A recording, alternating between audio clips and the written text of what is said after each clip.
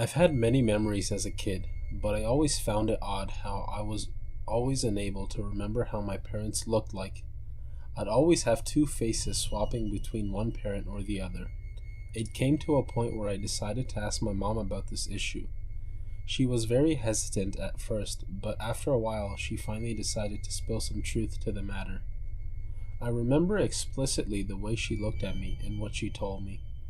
I never really knew what to expect when she gave me that look, but after hearing what she told me, I can tell why she had that look. This happened shortly after my mom had given birth to me. It was in a crappy hospital, and there were never enough nurses or doctors. Someone had entered the hospital while the doctors had put me in the room with other newborns. They always have to have someone supervising the babies, but because the hospital was understaffed, there would be no one in there for at least an hour a day. During this time, a former nurse had walked right in and had taken me. It took half an hour before someone had realized that there were two children missing, me and another girl. The doctors had called both my parents and the other and informed them that they will do everything to find us. Apparently the cops were called in just seconds after the kidnapping, but still we were nowhere to be found. After my mom had told me this, I started recalling a girl named Stephanie when I was really young.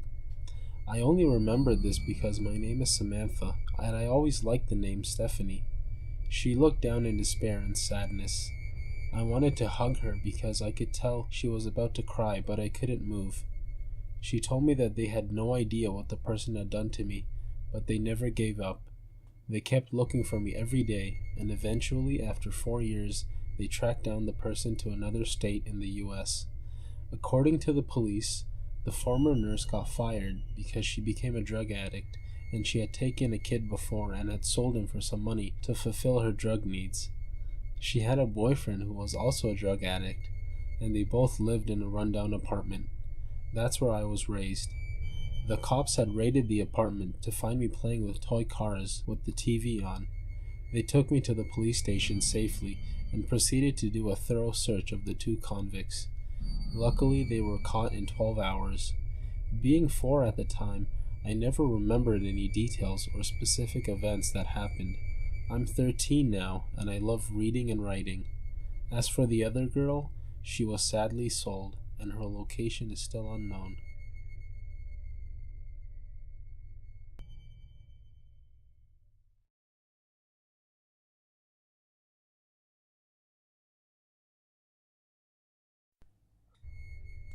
Someone, no, everyone has been playing a prank on me for the past month, and it's been pissing me off. Let me explain. I'm willing to bet it started 3 or 4 weeks ago when I was going downstairs to get my phone.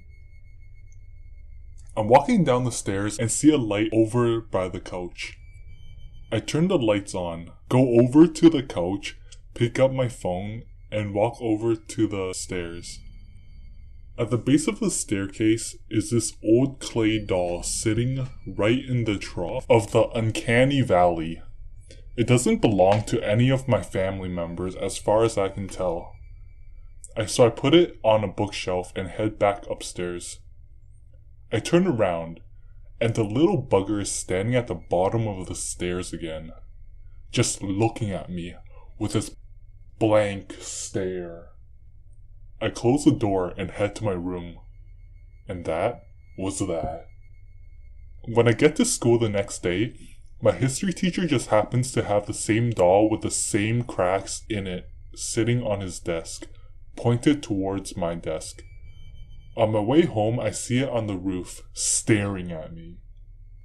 After taking a photo, as I was curious to see what it was, I went home. Google was my best friend, usually, but using a photo search, all I could get are those really weird images you get when Google runs out of reasonable results. Bing was the same way, but a tad more on point with its random useless garbage. I didn't even bother trying with anything else. It was just strange to me. Shower, bed, wake up, repeat the same day. The weekend came, and that doll was everywhere. Whatever member of my family was doing this clearly had some time on their hands now that school and or work was over for the week. So it seemed less of an elf on the shelf and more Where's Waldo, because it was basically everywhere I went. He's in the movie theater, he's on the lamp in the living room, on the fridge. It was annoying as hell. Sunday afternoon was by far the worst. I guess they got tired of Toto, because they got him to play dead long enough to get fake blood and a doll on him. And to get him not to listen to me when I call out his name.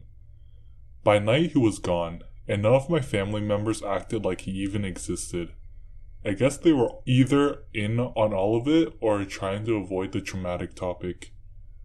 And if it's the latter, I can't really blame them. Repeat the doll everywhere bullshit for another tedious 2 weeks. And you have my life for the last month. Annoying, boring, tiring. This week, they've ramped it up with one of those child robot things. Because it's walking and moving now.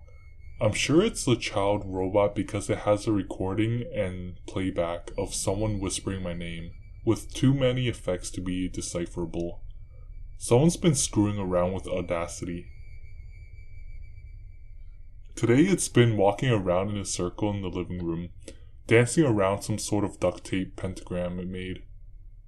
When it's right there, my sister has the nerve to tell me, "There's no doll there, and I saw you make the pentagram yourself."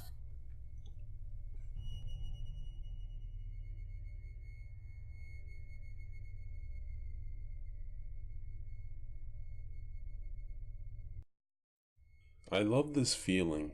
The cool night air is such a rush against my skin.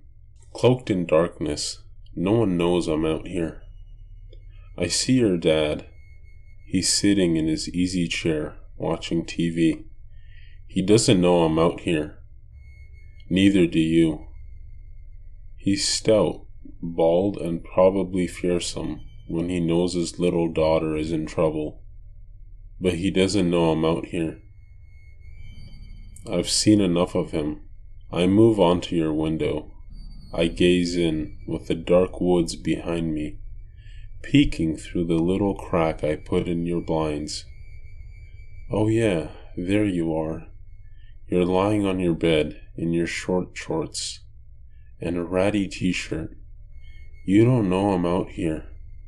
You're staring at your phone, and as I look up and down, the excitement and lust wells up inside me. Oh yes, you don't know I'm out here, but soon you will. Your type has been denied to me, and now, like my Neanderthal ancestors, I'm going to take what is mine. You have no choice anymore. I'm watching, and you have no idea I'm out here. You get up, turn out the lights, and put your phone on the charger, and now it's just the moonlight shining down and slightly illuminating my black sweatshirt. Oh God, you don't know I'm out here. I wait and wait and enjoy the piquing knowledge that I'm about to get what I came for. After 2 hours, I check my phone and see that it's 2:30 a.m. I haven't heard any noises from your house, and all the lights, save the back one, are off. I take out my screwdriver and I jam it into the window pane. It easily slides open because I unlatched it during my previous visit. I saw your family load up the van that Friday afternoon, and I knew I'd finally get free rein in your home. I found that pair of underwear you had stuffed under the foot of your bed. I saw the white crust where your part had excreted. I inhaled deeply. So womanly, so delicious. Oh God, I felt electricity all over. I stuffed those dirty little panties in my pocket and left. I drove by the next 2 days, and I passed your house. I pulled up your undies up to my nose and deeply inhaled. Oh God, I'm going to get what I want. Now I know it. The window is open now. I'm moving one leg in, and I feel an electric shock run through my body. When my foot hits your soft carpet, I swing my other leg over, and now I'm in. I'm so excited and turned on that I can't breathe. You finally hear me, wake up, scream loudly, and now it's over. The light comes on. Your father rushes in and throws me down, planting his knee firmly on the back of my neck. I was so fucking close.